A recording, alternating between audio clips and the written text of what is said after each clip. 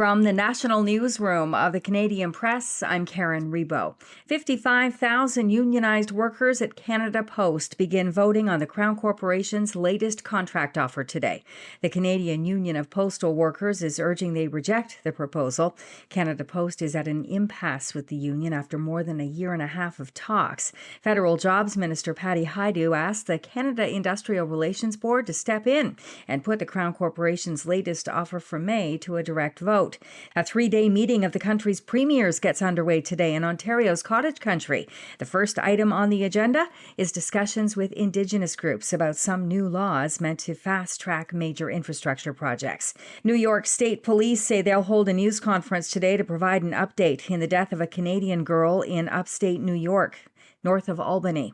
The search for 9-year-old Melina Fradolin, who authorities allege was falsely reported kidnapped, has ended with the discovery of her body yesterday. An Amber Alert was sent out about 1:30 a.m. Sunday, saying the child was taken under circumstances that lead police to believe they are in imminent danger. The 9-year-old daughter was possibly abducted in a white van. Authorities are now saying there's no indication of an abduction. Police say as the case progressed, law enforcement says there were inconsistencies in the father's account of events and the timeline he provided. Melina's body was found about an hour away from where she was reported missing.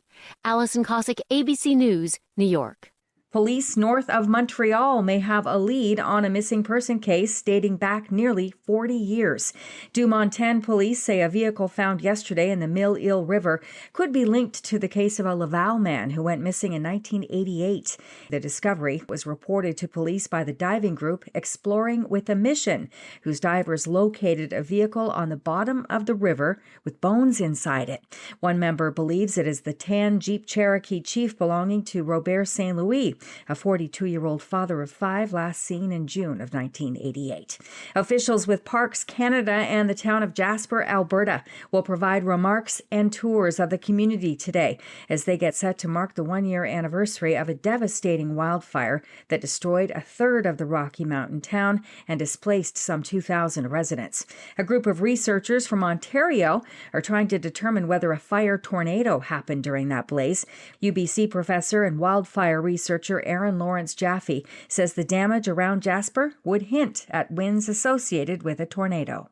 Once you get into EF2, that's pretty serious. You're talking wind speeds of at least 180 kilometers an hour. And, we can't say yet for sure what the wind speeds were here. But the type of damage we saw is the type of damage that's usually associated with tornadoes that are at least EF2. Media will be toured around the area today to see recovery efforts, and Mayor Richard Ireland is set to speak. This is the Canadian Press. In sports, with a 3-game home sweep of the San Francisco Giants fresh in their minds, the Toronto Blue Jays next host the New York Yankees tonight to open another 3-game series with a strong team the Blue Jays swept earlier this month. The Jays head into the showdown in first place in the American League East, 3 games over the Yankees, and with a 35-16 record at Rogers Center. Elsewhere, Aaron Judge hit his 36th home run of the year and tied Alex Rodriguez for 6th place in Yankees history with 351 as New York beat Atlanta 4-2. The Hamilton Tiger Cats are in a tie with Montreal for first place in the CFL's East Division after beating the struggling Red Blacks. Pateau O'Ward won his first Indy Toronto Sunday, and Scottie Scheffler won the British Open to win his second major of the year by 4 strokes. Canadian Corey Connors finished 8 shots behind Scheffler for a 10th place tie and about $305,000 US. From the Canadian Press, I'm Karen Rebo. Thanks for listening. Don't forget to follow and subscribe. For more of today's top stories, visit thecanadianpressnews.ca.